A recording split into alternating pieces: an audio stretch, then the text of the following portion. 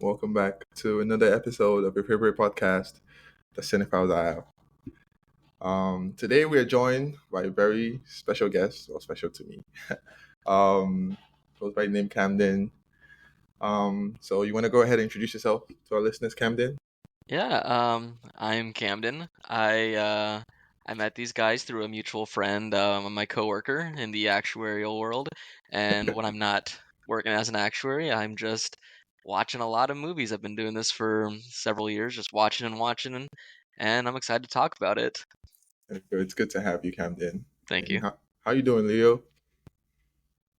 It's been an interesting week so far. And, with my stressful weeks, I have to find a new Apple TV show. So we're cruising right now.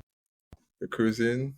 I We're feel cruising. like when I talk to you in front of someone else, I say Leo, but then when it's just me and you, I say Ofili, and like it's weird having to balance that out in my head.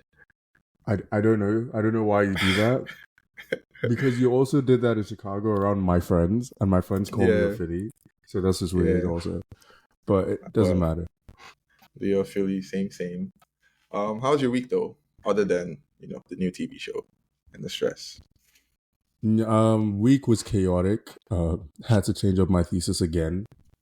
One of the things that we hate about going back to school is just more work and things not working out. I feel that. Beyond that, I went to bingo like 3 times this week because 3 times of bingo. it just kind of happened. It just fit in my week. I'm so sorry. It just happened, and I went 3 times. And yesterday, I was actually meant to go watch The Haunted in Venice because Okay. you know me and my whodunits, but yeah, I just couldn't make it. So I'm probably gonna go on Tuesday. How's your week? My week was good. Very work heavy. I'm studying for an actuarial exam right now, so Camden, you understand. My nights are just torture of trying to get through another module. So when I feel guilty trying to watch something or like enjoying a TV show or a movie while I'm studying because it's like I should not be doing this. Like I'm robbing myself. But I'll just say I had to go see like a few movies.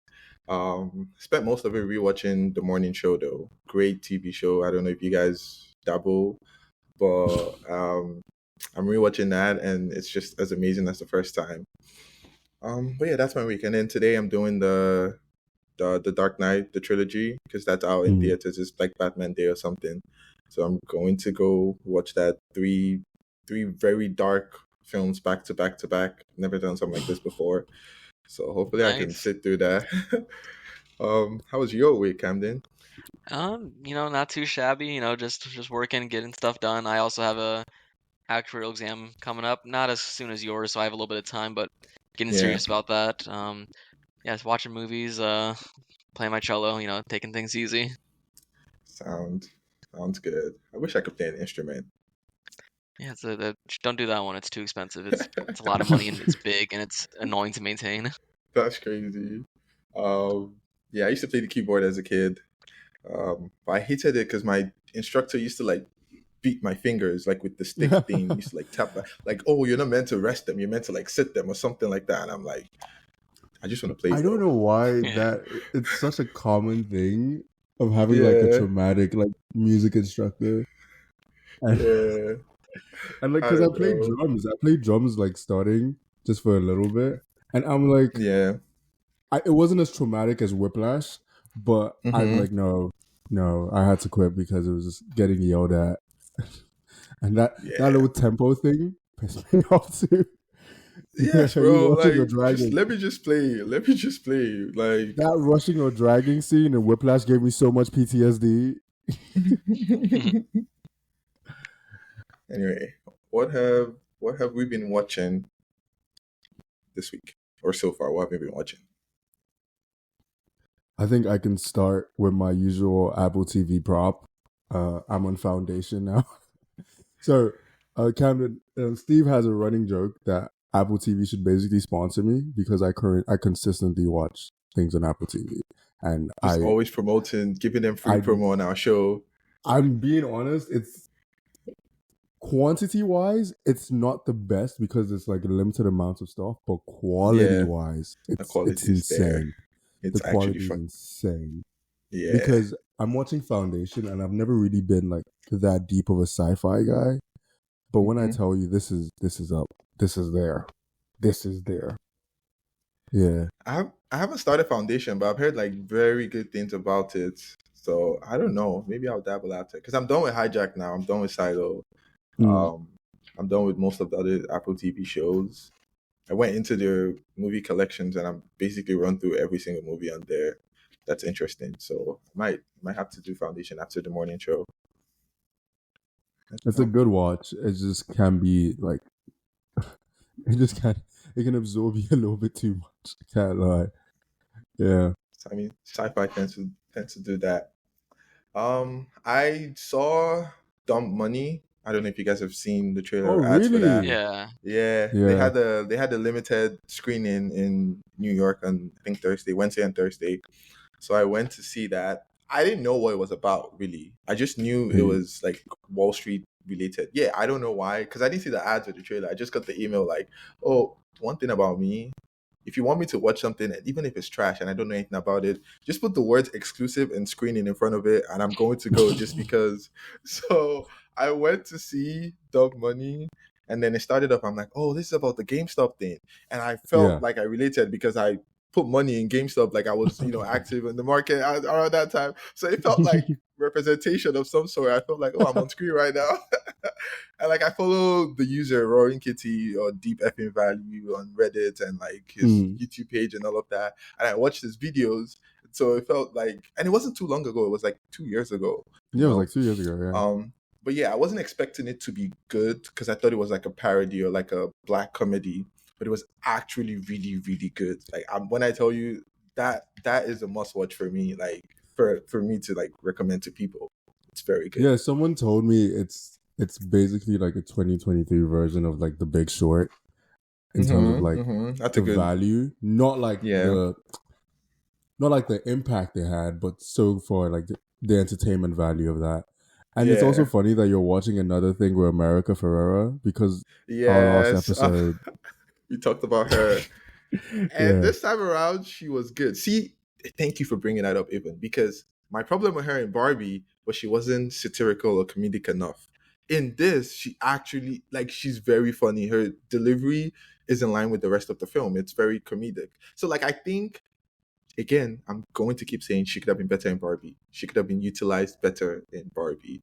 And I don't like how she was utilizing that because this is an example of her being, amongst other funny people and she does just well. So Dump Money, must watch.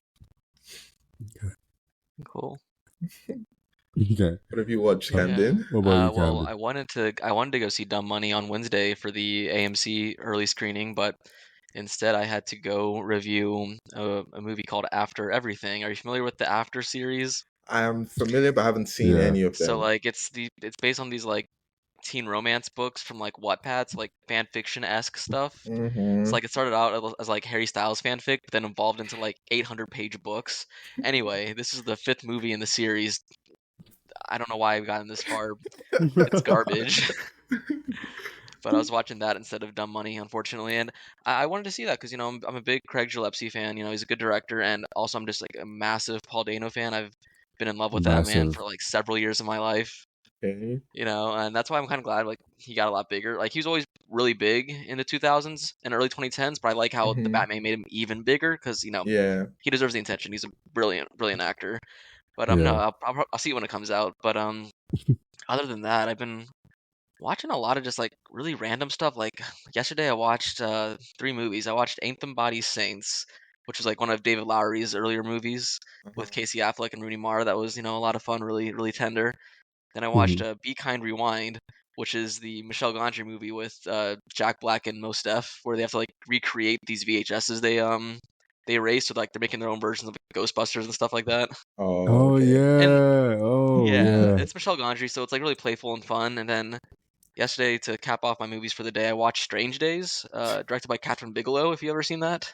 I have not seen that. I'm looking at your letterbox right now, and that's 1995. So Yeah, I so would that's a not be great one. It has familiar. Ray Fiennes and Angela Bassett. That's a I think at the time it was like a huge commercial failure, but it's definitely developed a big following in years since. And Catherine Mm-hmm. Bigelow, very talented director. Oscar winner for The Hurt Locker. So it's Mhm. good watching her earlier stuff. But aside from that, I've been watching like just random like mumblecore movies because I kind of like those. Like I don't think they're great, but I really enjoy them. Like I watched like two Kentucker Adley movies that have like 200 logs on Mm. Letterboxd. It's like really just Mhm. obscure stuff. Yeah. I mean, do y'all like mumblecore as a genre? Like I like if you think of, like early like Greta Gerwig, like Mark Duplass, like Francis Ha, or like the Puffy Chair, like stuff where it's just like millennials with like cheap cameras just talking for an hour and a half. Yes. Yeah. sounds like Especially as soon as torture. you said Francis Hall, I was like, yeah, I know exactly what you're talking about. Yeah, it's just a fun Yeah. genre. I think a big thing with me is I think when it comes to the craft of filmmaking, I just like when stuff is affordable because like you Mhm. have people like Jordan Peele, who again great director, but when he's promoting Nope, he's like, oh yeah, anybody can be a filmmaker. Just take your phone and film something. And I'm like, dude, it's easy to say that when you're making like $60 million movies. Yeah, exactly. But that's why I like mumblecore a lot, because these people get like $200 cameras they get from their dad, or cameras you can get at Best Buy, and make a Yeah, movie. I think it's really inspiring and really motivating for a lot of people. So that's why I really respect that genre a lot. Mhm. interesting. I think I love that you said, I don't think it's great, but I really enjoy it because I feel like that's the tagline to a lot of stuff I watch. You know, it's like I recognize that this is trash, but it fills me with so much joy. You know, these 2 hours. So I relate heavy to that. Yeah, Anyway, good stuff. Paul Dano, I also was not into. I wouldn't say I'm a big fan, but I also this week I just saw The Fablemans for the first time, and he's That's absolutely insane because I remember he's when I was amazing. talking about it, I was talking about the Fablemans with you, and you were like talking down on it, and I was like, I yeah, feel like you because haven't watched it. I was like, I feel like you haven't so watched it. That's why you so were my talking. my thing is I hate this so much that like when a bunch of people in the community, and it's happening to Babylon right now, which is weird. I don't know if it just got released in streaming or something, but like when a a film that it's not like revolutionary or isn't like I don't know like groundbreaking, either positively or negatively, gets a lot of commentary on Twitter, and people are just obviously missing the point. So my thing with the Fablemans was always like the final shot, like that last Horizon shot, or the scene with like David Lynch, or like people just took it and like placed so many layers on it. So that's what made me hate it. Like I was reading, following the commentary because I wanted to watch it, but I missed it in cinemas, and so I really just followed it from film Twitter or like film Reddit, and the commentary in it was driving me absolutely insane. And all Mhm. these layers and all these, oh, this means this, or this actually translates to this, or and I'm like, I don't think it's that deep. And I've seen clips from it, and it's just like, you know. But I watched it because I had to watch it, and Paul Dano was actually amazing in that. But it wasn't even him that did it for me. It was the lead, Michelle Williams. Or am I Michelle forgetting? Williams, yeah. Yeah, Mhm. she's the one that like stood out, like absolutely, should have won something for that. Well, I'm just baffled they kind of dropped the ball with her nomination for the Fablemans because what was it? You know, they uh, submitted her as lead actress, which I mean, like I Hmm. get that, but at the same time, the lead actress category is just at the like for this current year, it was too It was stacked. yes, Like she was never gonna beat Michelle Yeoh, she was never gonna beat Kate Blanchett for Tar, Yeah. So they needed to Yeah. go for the supporting actress because like Jamie Lee Curtis won that, but I feel like Michelle Williams in supporting easily wins that category. I personally don't even agree with Jamie Lee Curtis winning that. I I don't don't think want to anyone get does. I don't want to get into that right now, but I don't think she get into that. I think I think Michelle Williams should have been lead actress, but that's because like the lead in that is like Steven or whoever Sammy. Hmm. I think that's the lead in that, and Mhm. I don't think she would have won supporting actress because there was obviously this agenda to have Michelle Yeoh win it, and even if Michelle Williams was nominated for supporting, I still would say it should go to Stephanie Sue or Angela Bassett for last year Oh, because 100%.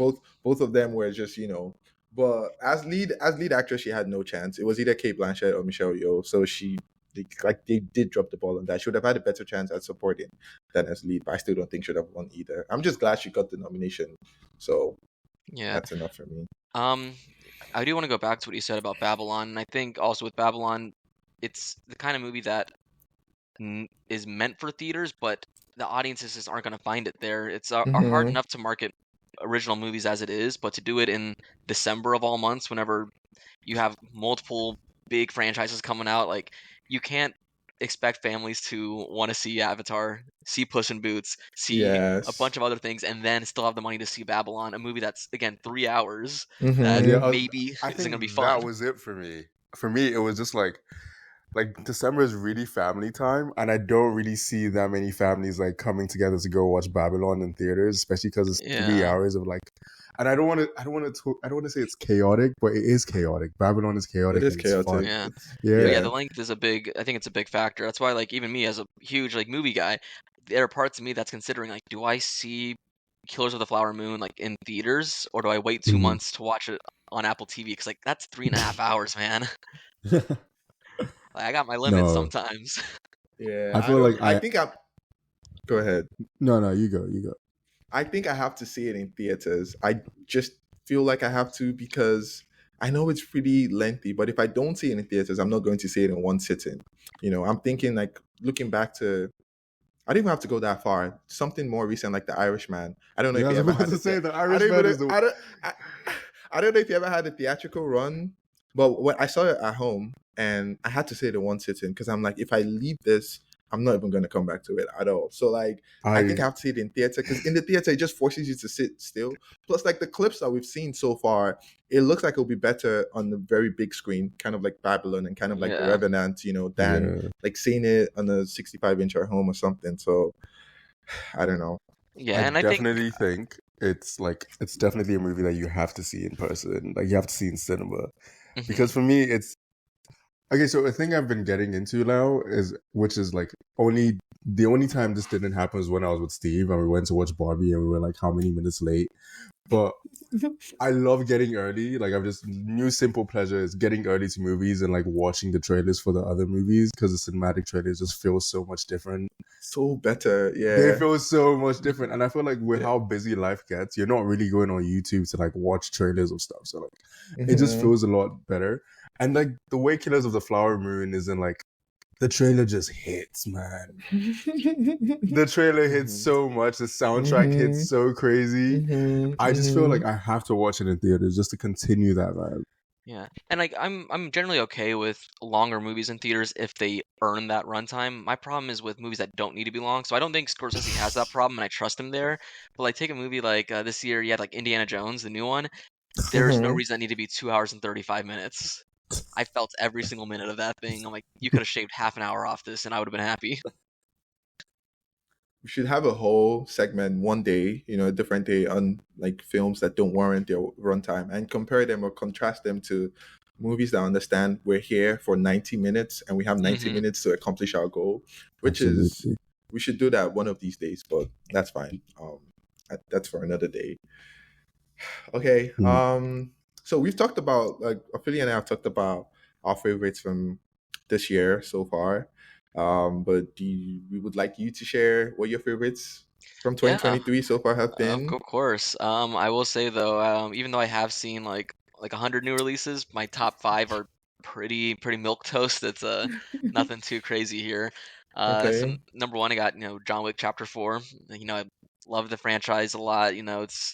And speaking of movies that warrant their runtimes, I'm never bored in a John Wick movie, no matter how long. Mm-hmm. 3 hours, I can sit through that because it goes by instantly. The action just keeps overdoing itself. The Yeah. third one was amazing, and I'm like, there's no way they can make one that's even close to being this Better good, but than this. Yeah. they figure it out somehow, and I'm just a little impressed that they keep finding new ways to like Yeah. do the same thing.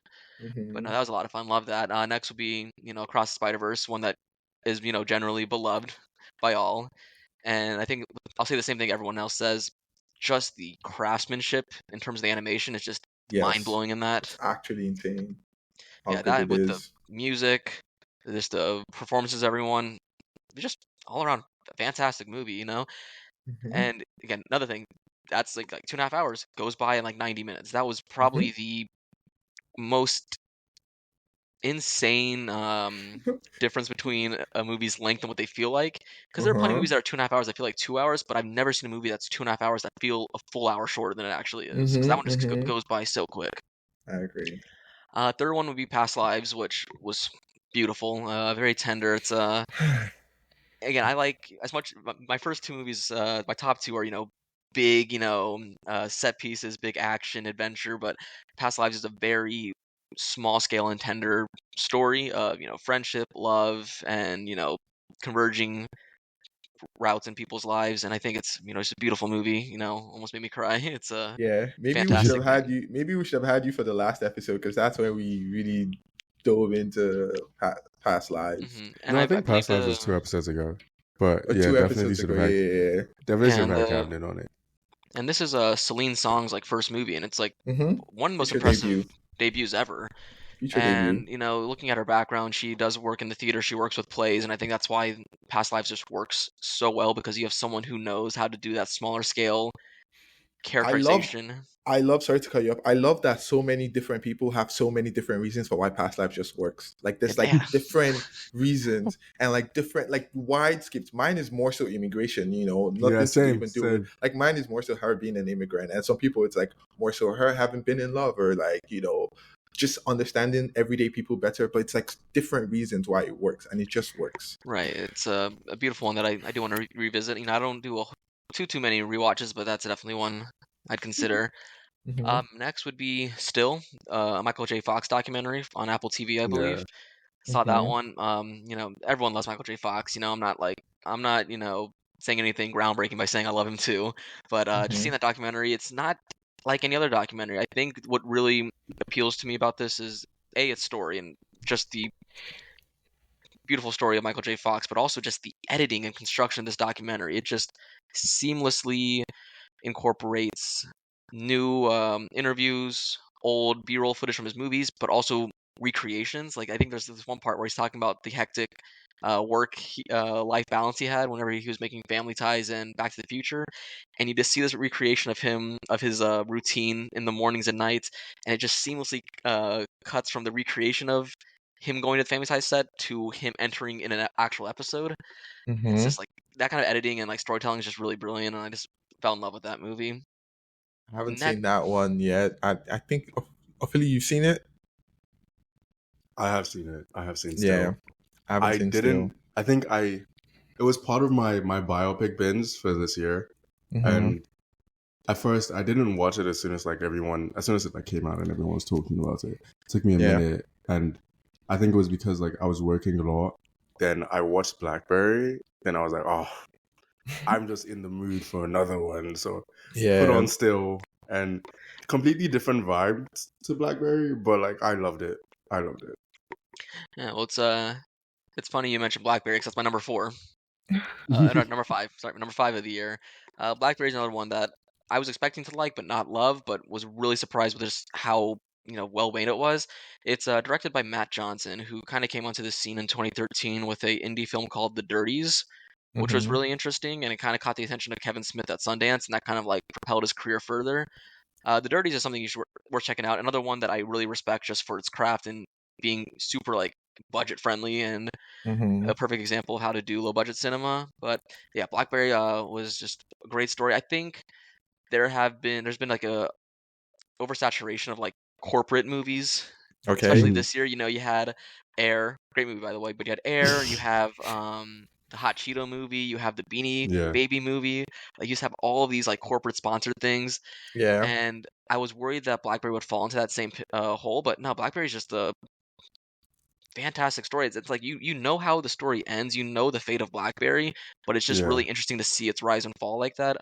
Surprisingly, Jay Baruchel is brilliant. Like, yeah, he's a funny guy. He's done these comedies in the past, but to see him in such a wildly different role is just kind of mind-boggling. You don't expect something that insane from Jay Baruchel of all people. And then you have Glenn Howerton playing as the co-lead, who's also a very talented guy. You know him as like the Always Sunny guy, but he's a talented dude as well. But yeah, Blackberry was a great one. I think it's one of my favorite endings of the year of any movie. Just the final scene of that movie is just fantastic. So of these 5 that you've mentioned, my heart is breaking because there's one I haven't heard, and I'm gonna give you a second chance. I know what you're gonna say because you get to pick an honorable mention or a dark horse or whatever you want to call it. Well, the thing is, my honorable mention's not what you want me to say. Oh my goodness, Camden, come on. The one you want me to say is number 12 of the year for me. Oh, okay. Yeah. No. Yeah, honorable mention. I'm sorry, it's Barbie. I loved Barbie with every fiber in my being. It's a goodness. great movie. You know, I was always expecting it to be campy and fun, but I didn't expect it to be so genuinely intelligent. You think Barbie's camp? I know. I was saying whenever it got announced, I thought, oh, it's gonna Okay, be, you know, okay, okay, fun. okay. It's gonna be fun, campy, like Mm-hmm. mess. Like, who cares? It'll be enjoyable. But when it Okay. came out, I'm like, wow, this is like genuinely very intelligent. You know, Greta Mm-hmm. Gerwig and Noah Mm-hmm. Baumbach wrote a brilliant story. I do not doubt Noah Baumbach's pen. Like I go in knowing what I'm going to get, and I've never been disappointed. His pen game is unmatched. Yeah, Madagascar Yeah. 3, am I right? Mm-hmm. It's fair. But yeah, Barbie's great. I mean, there's nothing I can say about Barbie that hasn't been said a million times already by literally everyone. But I can just reiterate that again, performances from literally everyone is fantastic. Michael Cera is a great standout. I love Michael Cera, Thank obviously. you. Thank you. So we had a whole conversation on the podcast as well about Alan, Michael Sarah, and I was like, so it was like, who's your winner and who's your loser from Barbie? And my winner was obviously, well, not obviously, but Billie Eilish because I'm a fan. But I'm like, I can't pick a man as a winner in the movie called Barbie because Right. it's all feminist, and you know. But if I had to, my true winner would be Michael Sarah, and you know, Leo did not feel the same way, but I think it's I feel like fantastic. even as He was soon my as we winner from finished that. the movie, as soon as we came out of the movie, you kept on going about Michael Cera, and I'm just like, I loved Alan, but I don't know. Just for me, I feel like there was so many other stronger actors for me. Well, I I can't think it's lie. I think I saw somewhere that it was like implied that Jonathan Groff was the first choice for Alan, and as much as I love Jonathan Groff, I don't see anyone other than Michael Cera doing this. He's Alan. Like he literally is Alan. Yeah, That's him. Yeah, I'm rewatching Arrested Development with my fiance right now, and just seeing Michael Cera like as a kid, it's like he never changed. He's the exact same person. yeah. Mm-hmm. But yeah, but I know you wanted me to say Oppenheimer. I'm sorry I didn't, but I did enjoy it a lot. I saw it twice. It's a great film. 12 You saw is pretty Oppenheimer low. twice. I'm not gonna lie, seeing Oppenheimer twice is it's a massive thing. But I mean, like it's 12 out of 100. That's pretty good. Yeah. 12 of 100 in this year, though. I mean, there've been some good. This year is good. Like this is a very very good year. It's stacked and like you know better than last year for sure. I don't know. I think. What were your qualms? Did you have issues with it? Like, do we want to dissect those issues? So I Like, think the thing with why is it not Oppenheimer higher was up? it's one of those movies where I watched it, I had a great time. I don't think I could pinpoint anything wrong with it, but also it's Mm-hmm. just I didn't think it was amazing. Like I didn't love it. I think it's a fantastic movie, very well crafted, acted, written. Everything's great about it, but for some reason it didn't click for me the way my top 10 did. Did you hear the score? The Like, score is did you brilliant. hear that score? So I'm like again, I love Hans Zimmer with Christopher Nolan, but Yes, I do like Ludwig Göransson. Granson. Yeah, Yeah, I do like him. I like his work on Tenet, and then I like his work with Oppenheimer. And the main yeah. theme, like as a music guy, I was just in love with that main theme because, like, I don't know if you you hear it, you definitely feel it, but Mm-hmm. the time signature changes in that main theme for Oppenheimer is ridiculous. I think like within the first minute, there's like 7 time signature changes, 7 tempo changes, and it's expertly done. And in my head, I'm thinking, how on earth did like actual people like follow this as like musicians? It's insane. Yeah. I have to get back into. I have to rewatch that because I've been pushing it off and off and off, and it's about to end its IMAX run, so I have to watch it Mhm. before it goes I saw out it of in IMAX. the only 75 millimeter IMAX in Florida in Fort Lauderdale, Yeah, second row. yeah. Insane experience. Second But row. yeah, we didn't get there Second early. row looking up. Yeah, I will say during some of the close-up shots of the faces, it looks like Family Guy Mhm. characters because of how close you are. But otherwise, it looked amazing. Yeah. No, Um, I had to see that in 75 millimeter IMAX as well, just to get that, like, because that's the way it was intended to be seen. And, you know, the only right. one in New York is Lincoln Square. And so I saw it opening night. It was very packed. There were people like sitting on the bleachers and stuff. So, like, the excitement was real.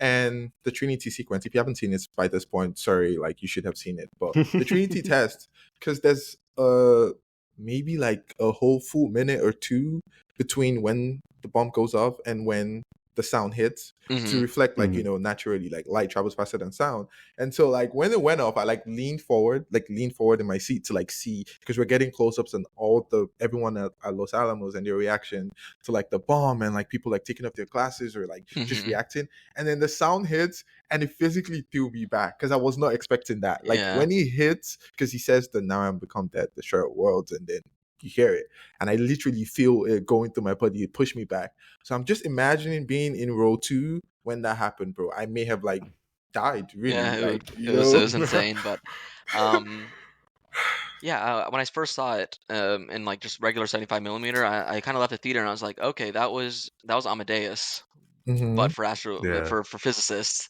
And I felt very validated by that statement whenever I saw an interview a couple days later by Christopher hmm Nolan saying that he told Cillian Murphy to watch Amadeus in preparation for the movie. And I'm like, okay, great. I hmm feel very validated because Yeah, like, have yeah. you seen Amadeus with I F. have Murray not. Abraham? Yeah. So it's I about, have like not. Mozart and like obviously Mozart's Oppenheimer thing, would be yeah. Mozart. Yeah, and it's like other than like Oppenheimer, main focus of the movie is Robert Downey Jr.'s character, and same with Amadeus. It's about a man who simultaneously respects, admires, but also despises a genius. Oh, I see. Oh, I And see. I see. it's the same also kind of like structure. You have the storyline of the past, aka like Trinity, and then you have the modern one with the hmm congressional hearings. Same thing with Amadeus. It's you have the future hmm and past kind of section that divides it, and that's why I Yeah, got big Amadeus vibes from it. I see. But yeah, no, needless to say, Oppenheimer is my number one. We have some similarities in our top five, I guess. Spider-Verse would be two for me, and Past Lives would be three for me. Okay. Because so yeah. I really liked Dungeons and Dragons, so I think that was my number four. Yeah, Steve, that's I one of don't the know big why that's surprises of the number year four for for me. you. I Man, I don't don't know why understand how either, like but I think that was okay for me. I don't know. Number four is kind of crazy. hey man, if you Yeah. get it, like I feel like it's one of those things where you either got the film or you didn't, and not getting like understand. Everyone understands it's very simple. It's a very simple story, but like I'm saying, get what John Francis and Jonathan were trying to like get us to get, as opposed to I don't know, like just some fantasy It game like was being put out on yeah, screen. it was one of the biggest surprises of the year that it was like I thought it was gonna be okay, but no, it's a great movie. It's a lot of fun. Yeah. hmm and then my five would be Guardians of the Galaxy because I'm a big MCU fan Yeah, and it's a I bit. just eat up anything they I put. love So MCU. Like I'm actually one of the, I mhm. think I might be in like a minority that just thinks that Phase 4 has been like great so far.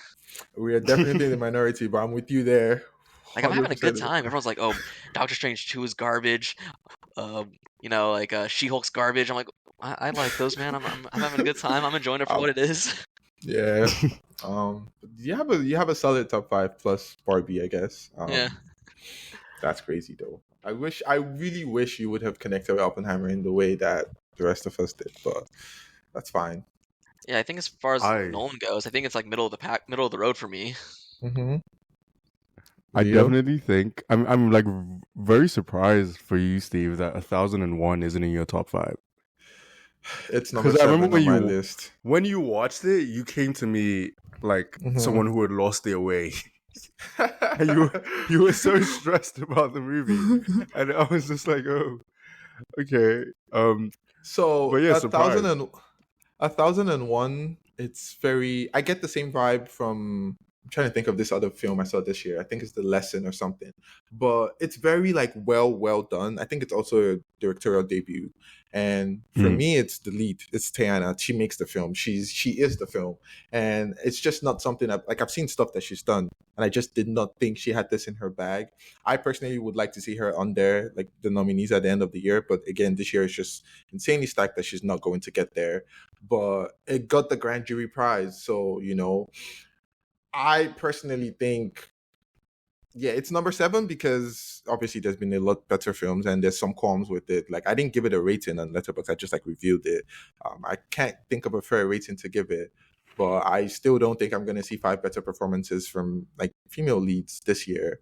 And it's just so well done. And I have a very soft spot for people that do black stories but do them very well because we don't get that a lot. Mm. Like I think for the longest time black stories were cliched, and this is I'm looking directly at you, Tyler Perry, but black stories were very much cliched and like they fit into the same bucket. I think that's the same reason why a lot of people resonate so strongly with Blade, because if I'm correct me if I'm wrong, but I think that was the first big money black superhero or like I think so, yeah. comic book character. So like because that was different, that was groundbreaking. Same thing we're all feeling with like the reason why Black Panther was so, because that was the first MCU lead black. Like anytime like people do black stories and do it in a way that doesn't fit like the stereotypes or the cliched, I just have very strong like affinity for it. And this story is very cliched and like stereotypical, but the filmmaking is not. So like you're writing about the hood and a single mom and an absentee father, but you're doing it in a completely different way, like not fitting into the same lingo, like showing that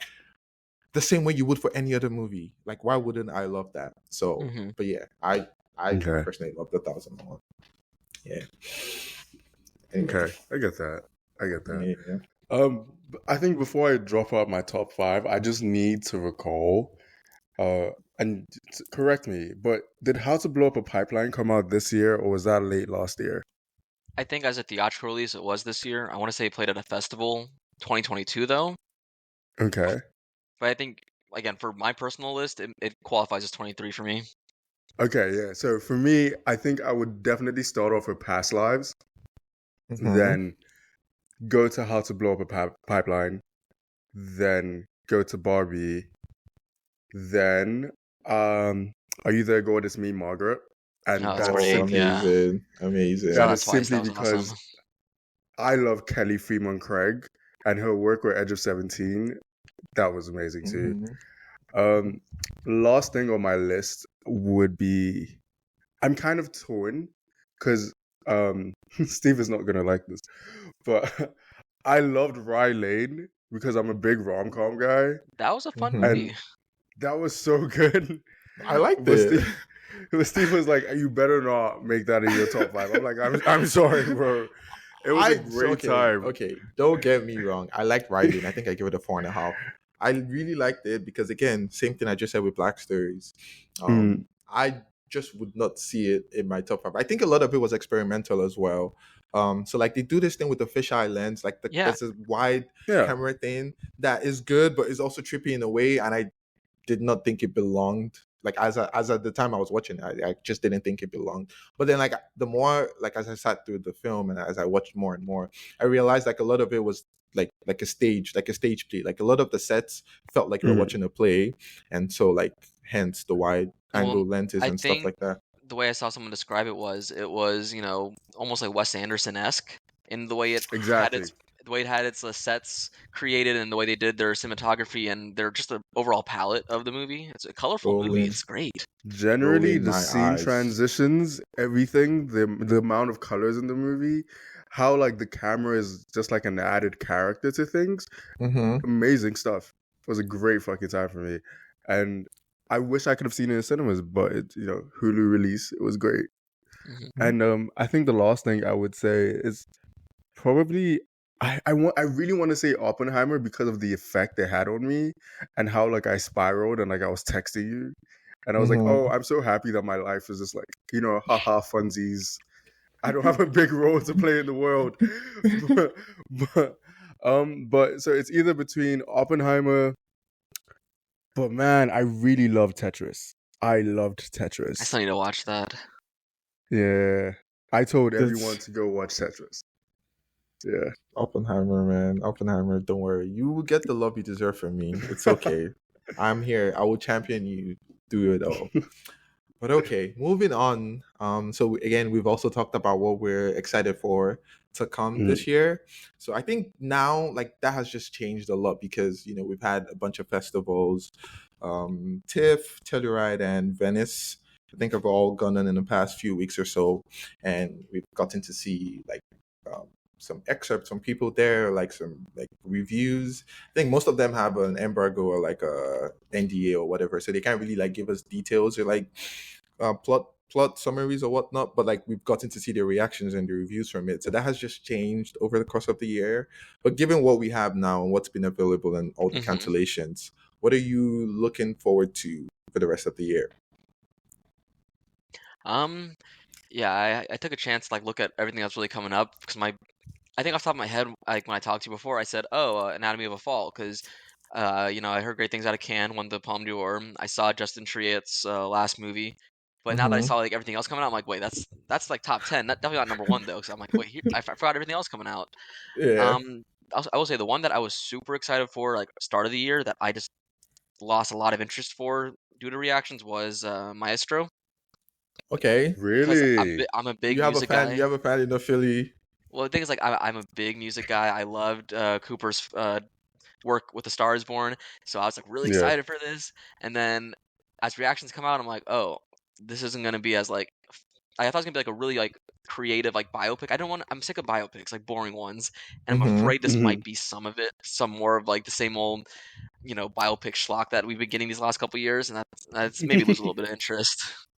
But I saw this. I don't know if it was. It probably wasn't a review. I think it was just a tweet that said it's A Star Is Born meets Tar, and I don't know if that even makes sense. I think that's I don't just them think it taking. does. Yeah, I think that's just like It doesn't taking make the sense. That's just taking like the superficial elements of it. Bradley Cooper plus exactly, conductor, like that's exactly, I exactly. maybe they have a point, but that just So sounds like a I'm really like superficial a stuff. lot of themes in that are so different and so removed. Like the well, not central themes, but like the characters, like the lead characters in both of them, the central plots of their lives are so disconnected that there's no similar. There's no like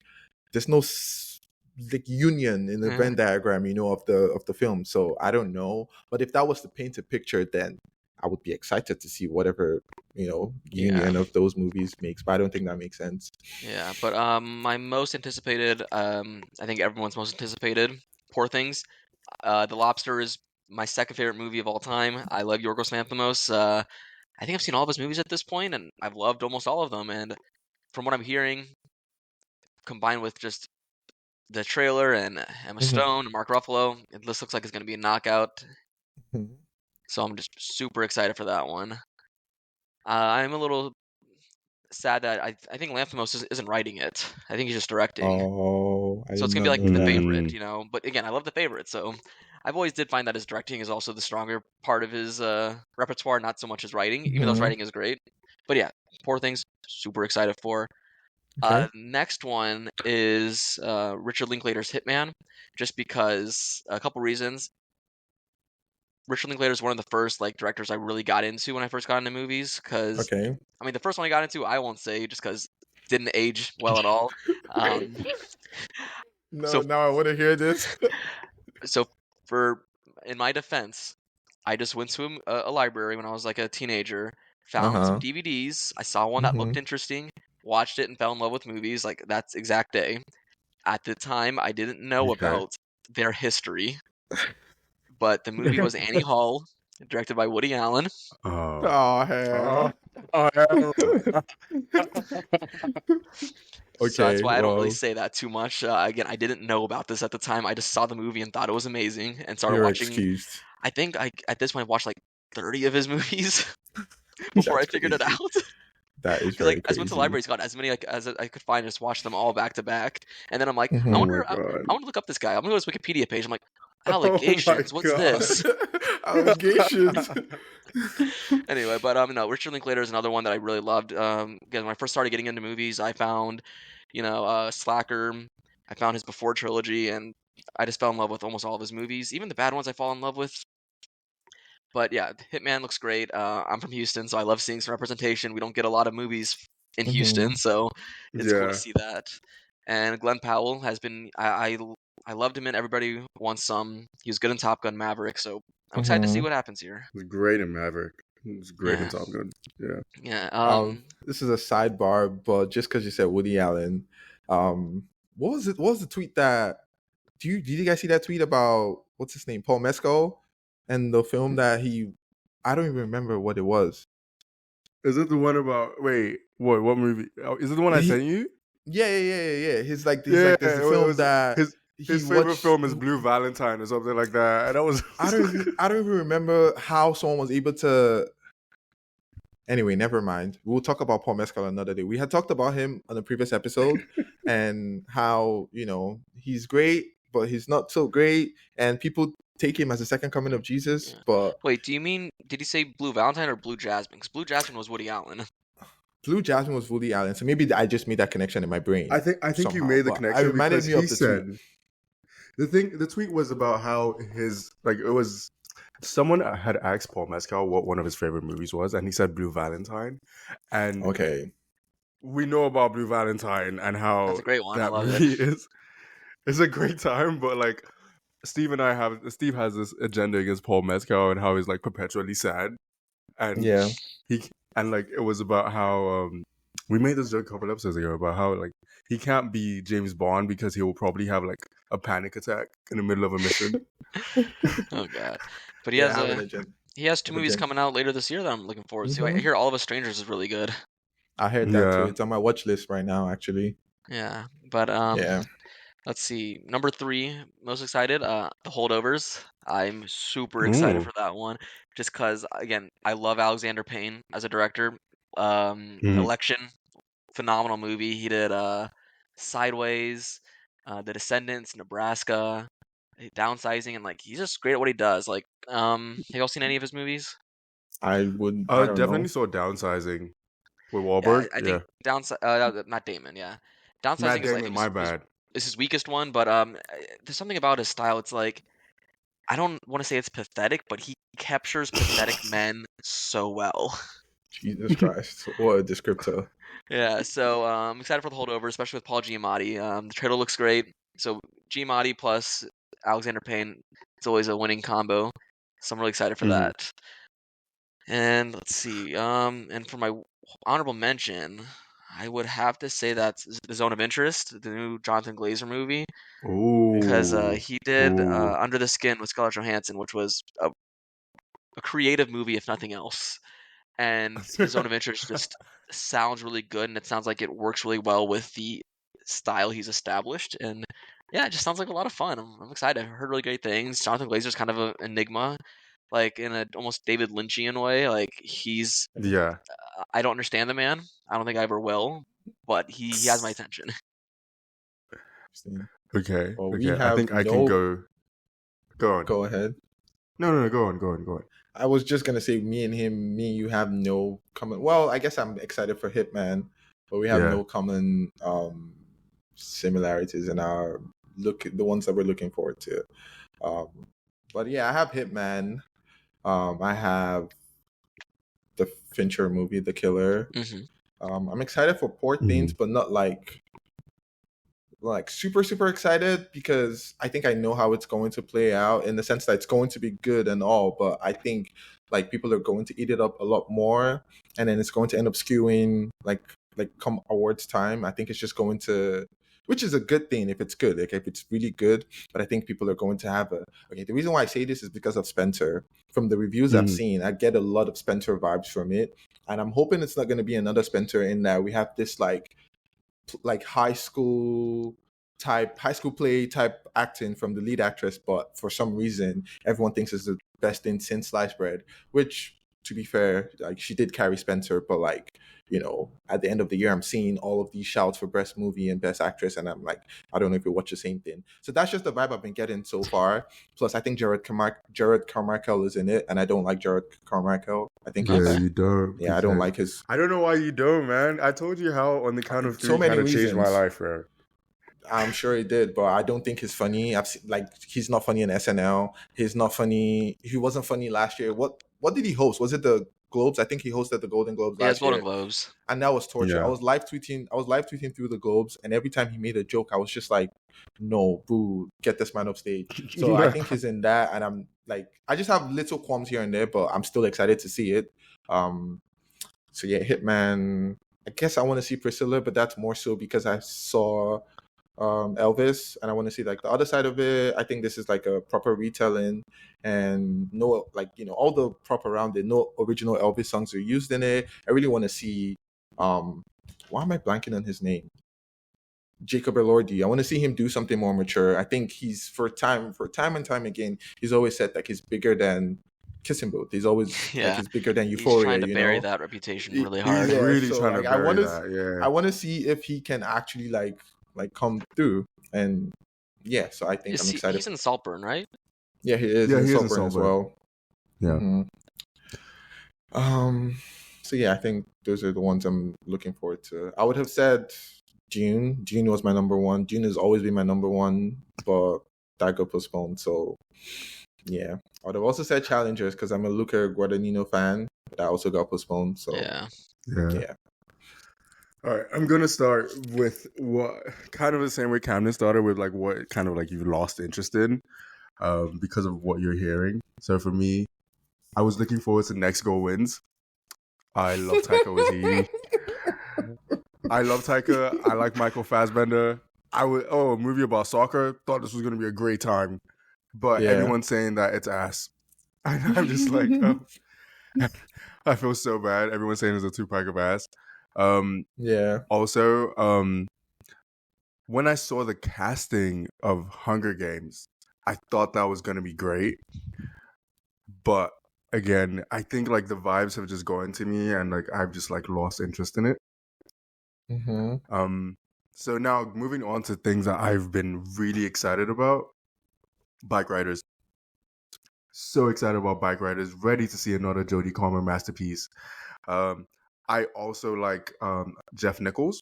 I think that's who the main director is, especially with like his work on Mud. I love that. Love Mud. Get me Matthew McConaughey. I'm there. But Bike Riders, I'm so excited, especially because, majorly because of Tom Hardy and Jodie Comer. So like, you get me those two, I will be seated.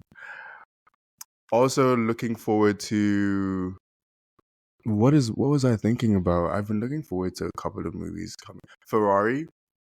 Definitely looking forward to Ferrari. I've been on a bit of a Michael Mann fix lately, so I'm looking forward to that. Yeah. I've been excited about that. I'm excited to see how bad Wonka is gonna be. Because I can tell it's gonna be ass. So I'm excited to see how bad it's going to be. I will only go on like a Tuesday, of course, so I don't waste my money. But yeah, recent excitement around Rebel Moon, so that's another thing I'm looking forward to seeing. And lastly, I feel like I'm forgetting something like that's like relative. Napoleon. Napoleon is what I was forgetting, and I'm ready to see that too. Yeah, I think if you're excited for, so when you said Jodie Comer, I'm like, I don't know the Bike Riders. I haven't heard that because I know she has an upcoming one, and so I just went and searched, and I'm thinking the end we start from. I don't know. I think that may have premiered at TIFF, not Venice, so maybe that's why it hasn't gotten as much coverage. But that one I'm looking forward to because Austin Butler. No, Austin Butler isn't. Yeah, Bike Riders. Yeah, he is. He is. No, I'm saying the end we start from. Oh, my bad. Whoops. Yeah, it's a different one. Yeah. So it's also Jodie Comer, and it's coming out this year, but it's like like an indie, and I think Cumberbatch is in it as like a supporting role or something. So, but that's what I'm saying. I don't think it premiered at one of the big ones. I think it premiered at the smaller festival. It was TIFF. I think it was TIFF. Yeah, that's probably why. Yeah. So that's the one I was thinking of when you said that, but I'm like, I didn't think the name was the Bike Riders. But I'm excited for the end we start from as well. I think Comer has largely not been as appreciated through her career as she should have. You know, like even just think Killing Eve, like why am I blanking on the name of her co-lead? Sandra Oh got most or all of the praise, like rightly so, but I just think, you know, same thing with the last duo. She didn't get a nomination, which I think was, you know, because of release, more so like the film itself as opposed to her performance. I just think like largely she's been underappreciated in her career, and I'm hoping like this year things change from that. So yeah, definitely think so. But I think like I like her fun little roles, especially like with Free Guy, and she does do like a couple Free Guy. Like, yeah, like I love like the fun little roles. Like I thought Killing Eve was like fun little stuff. People were like, "Oh, it's so serious." Blah, blah, blah. I'm like, yeah, but like her character just has so much fun. Yeah. So I'm looking at the Oscar nominees, and I can see why Jodie Comer didn't get the Oscar nomination for Last Duel. Yeah, it was just a really stacked year. She didn't have a shot. Yeah, well, I think she could be better liked. You know, that's just how I feel about her. Yeah, that's fair. All right, guys, this has been a great episode, and Camden, we were so grateful that you could join us. Of course, thank you guys for having me. Yeah, I hope you had fun. I had a good time. Lots of fun. Yeah, had a great time talking about movies. Definitely, we're definitely gonna go and see how we can get Camden to come back for another episode, hopefully. Especially when we get, like, maybe towards the end of the year. Let's see whether the list changes. Hopefully Oppenheimer rises. And Steve can stop crying over here. But yeah, it's been a great time. This has been our first guest on the Cinephiles IO. I hope you guys have enjoyed this episode as much as we enjoyed making it. Okay. All right. So I'll see you all same time in a couple weeks. Hopefully we can be more in time with this. But yeah, see you guys. Safe.